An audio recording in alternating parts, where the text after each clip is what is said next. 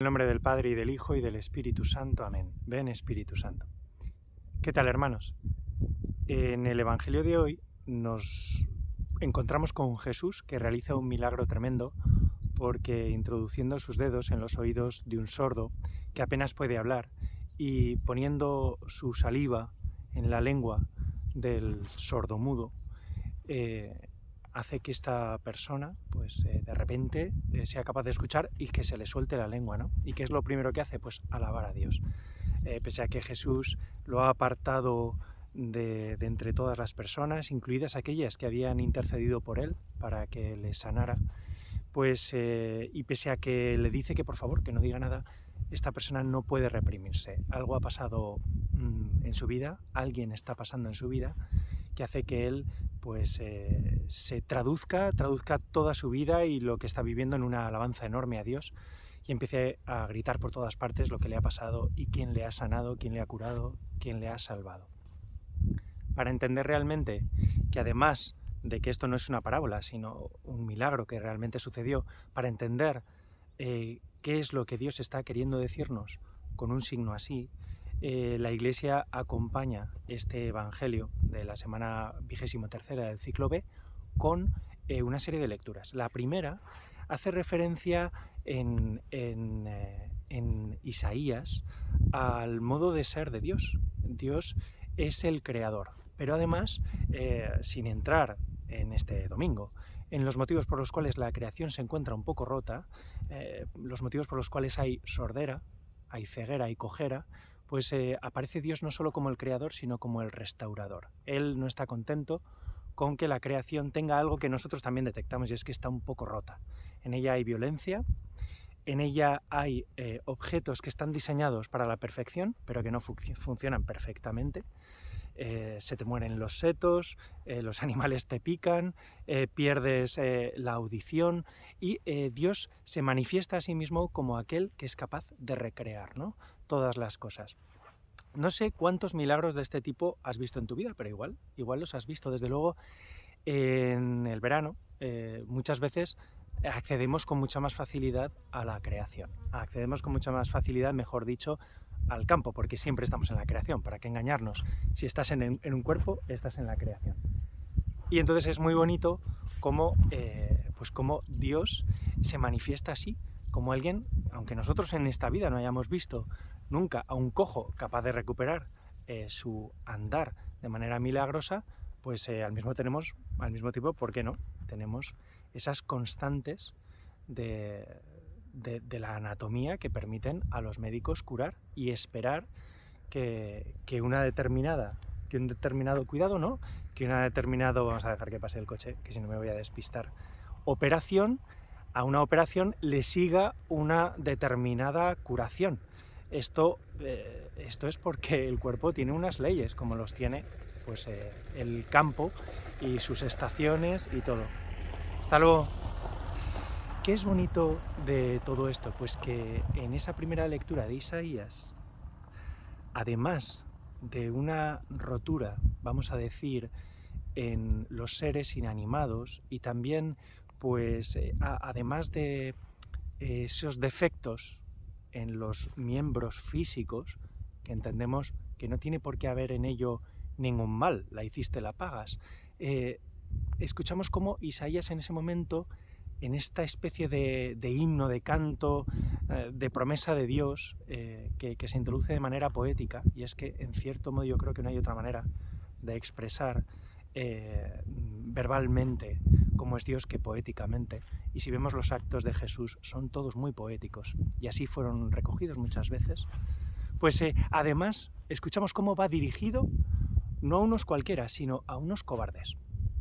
Va dirigido a unos cobardes, a unas personas pusilánimes, personas que están dominadas por el miedo. El cobarde es esclavo de sus miedos. Puedes tener miedo a que te echen del trabajo, puedes tener miedo a las consecuencias de que te echen del trabajo, puedes tener miedo a las consecuencias de que te echen del trabajo, pero si estás atrapado por el miedo, pues acabas siempre metido en irracionales. Y Dios dice: no tengas miedo ni siquiera a aquellas cosas a las que es lógico tener miedo. ¡Uy!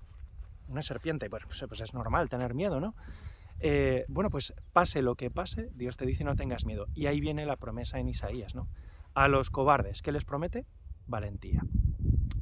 Y es que si lo piensas, para acoger las promesas de Dios, estas no se dan automáticamente. Es necesario ser valiente.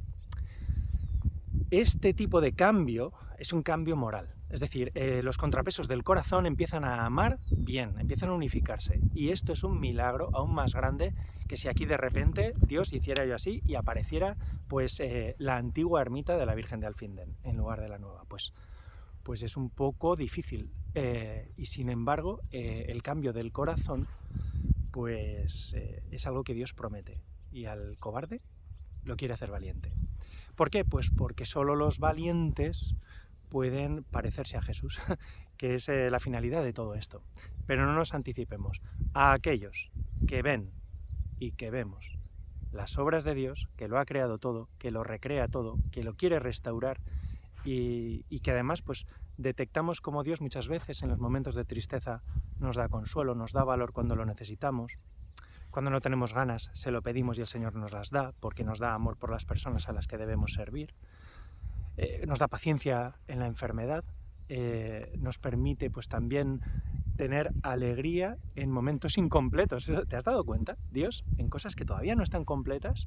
Como por ejemplo, cuando estás en medio de un proyecto o diseñándolo, ya te da alegría, en esa anticipación y también ese ir realizando algo que se parece a lo de Dios, ¿no? Una especie de imitación de la creación, mejorándola, interpretándola, dándole un sentido mayor o mostrándole el sentido que tiene. Solo el valiente que se mete en esto se da cuenta pues, de que Dios actúa. Pero ¿cuál es la respuesta? La respuesta ante tanta bondad, ante tanta gratuidad, pero bien realizada, es la alabanza. Esto hacemos en misa, alabar a Dios. Es dirigirnos a Dios en el Salmo responsorial, alaba alma mía al Señor, alaba alma mía al Señor, y me dirijo a Él, pues porque es muy bueno, porque lo está haciendo todo bien. Y ahora sí, nos podemos fijar en lo que hace Jesús. En las manos de Jesús lo que estamos viendo son las manos del Creador. Él, humanamente, es canal y lugar de presencia de Dios Creador. Y por eso no nos tiene que dar asco que se acerque y nos toque, porque Él es quien, esta materia que somos, este barro que es todo en el fondo, materia que se puede descomponer al parecer casi infinitamente, de acuerdo con la ilógica científica actual, pues esta materia ha sido creada por Él. Y aquí vemos a Jesús que se acerca y ¿qué hace? La modela y le devuelve su perfección. ¿Por qué? Pues porque es para lo que Él la ha creado. Y por eso le devuelve el escuchar. Y cuidado, porque a esta persona la libera también y le permite hablar. Y lo primero que hace es hablar con Dios y hablar de Dios a las demás personas. ¿Qué es lo que hago yo? Hablo con Dios desde mis sorderas, desde aquellas cosas que me dan miedo, o estoy muy atento a un montón de reclamos y lucecitas que hay en mi vida, salvo ese gran reclamo, esa gran llamada de Dios en mi vida.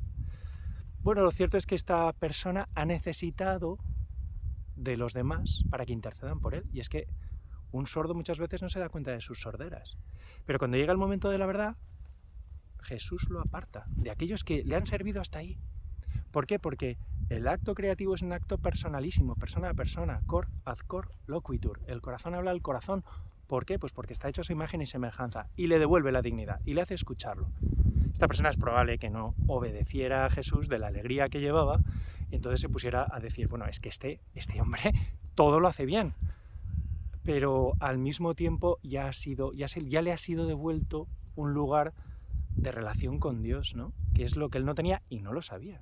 E interceden por él y recibe mucho más que lo que los intercesores le querían dar, porque recibe a Jesús y la posibilidad de una relación personal con él, un coloquio.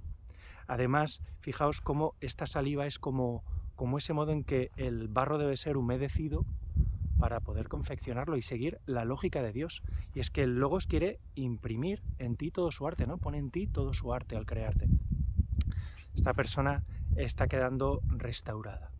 Le quedará un montón de trabajo, pero por delante, claro, estamos a medio hacer. Pero ya hay una alegría conjunta de Dios que se complace en sus criaturas y nuestra de dejarnos irnos formar, y en cierto modo nos da bastante protagonismo. Jesús, además, pues en ese momento creador nos lo podemos encontrar verdaderamente humilde, porque para poder transformarte, Él necesita estar a tu altura, y por eso Jesús se detiene, te aparta y se dedica solo a ti. Y esta es la experiencia del que tiene una experiencia de Dios. Y es que parece que Dios, pero te queda amor para alguien más, es que está dedicado solo a ti. ¿Cuál es la consecuencia de todo esto? La consecuencia la cogen los apóstoles muy bien y la expresan en la segunda lectura. La consecuencia es que aquella persona que ha recibido ese contacto y ese trato con Dios debe repetir hacia los demás ese tipo de trato. Y Dios no hace acepción de personas, ama a todas las criaturas y especialmente al ser humano, pues nos ama con verdadero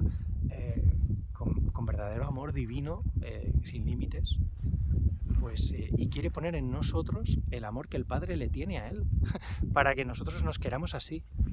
Estamos hablando entonces ya de un acto recreativo altísimo, y lo que es más bonito, de que nuestras pequeñas obras y nuestra pequeña realidad y nuestras fidelidades, que yo no sé la tuya, pero la mía desde luego es muy falible, pues preñadas o atravesadas por la suya, no hay otra manera que a través de Él, pues se bañan de la fidelidad de Dios. Y entonces estamos llamados a vivir en y de la fidelidad de Dios. Esto cada uno en sus pruebas, ¿eh? Yo le pido verdaderamente a Dios pues esta conversión para todos nosotros, que es una conversión pastoral. ¿Por qué? Pues porque hay que fijarse en lo que está modelando Jesús. Y con esto termino. ¿Qué es lo que está modelando Jesús en aquella persona que le devuelve la perfección? Para eso hay que mirar el rostro de Jesús. Y esto es lo que te invito a que hagas esta semana, que mires el rostro de Jesús, que miremos el rostro de Jesús y que veamos cómo Él quiere imprimir su rostro en el nuestro. Estés como estés, te lo creas o no, pero Él está realmente recreándose en ti, porque Él se ha hecho como tú y como yo. Entonces, esta es la finalidad. Podemos recibir su misión porque recibimos su ser, que no elimina el nuestro, lo perfecciona, y esto pone nervioso al imperfecto, hasta que el Señor lo aparta de la masa y lo aparta de su ideología, que es como coger una parte por el todo e imponérsela a todos, porque si no, no tienes paz. Ya me dirás qué paz. Y te aparta, y en ese momento se dedica solo a ti, y con dedicación plena, que es lo que yo creo que Dios nos pide a cada uno con las personas a las que nos envía, y que nos dejemos también formar y tratar por ellas, pues le cambia. Y entonces esa persona ha quedado liberada y ya puede también alabar a Dios. Esto va a ser así, uno a uno. No creo que haya una conversión en masa en ninguno de los pueblos o ciudades o movimientos donde estamos. Esto va a ser uno a uno, enseñando a las personas pues a ponerse debajo de las manos creadoras de Dios, y dejarse tocar por Él. ¿Qué es lo que piensas que sucede cuando comulgas? Es que Él te toca de la manera más íntima, ¿no? Pues que Dios nos lo conceda, ¿no? Rezamos verdaderamente por todos aquí en la Iglesia para que seamos dóciles a estas manos dóciles al Padre, que son las de Jesús, dóciles a las manos dóciles al Padre que tiene Jesús, y que nos dejemos conformar con Él. El Señor hará el resto, pero tenemos que poner nosotros nuestra parte, ¿no? Y Él hará totalmente el resto. El Señor esté con vosotros, y la bendición de Dios Todopoderoso, Padre, Hijo y Espíritu Santo, descienda sobre vosotros y os acompañe siempre. Amén.